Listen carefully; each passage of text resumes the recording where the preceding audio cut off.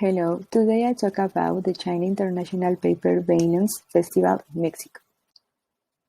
This festival takes place in Sosocolco de Hidalgo, Veracruz. The festival has the participation of Colombia, Chile, Brazil, and China.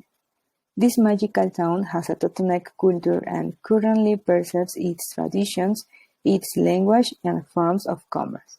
The festival is a celebration that continues the Day of the Dead to symbolize the elevation of souls. When it starts, between the second Friday in November and ends of Sunday approximately. What do they do?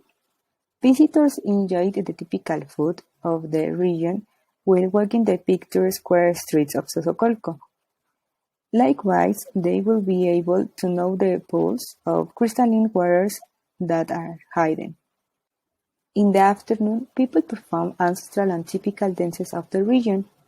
Visitors have the opportunity to learn how to make their own billions in their workshop that take place over the weekend under the guidance of the local artisans themselves.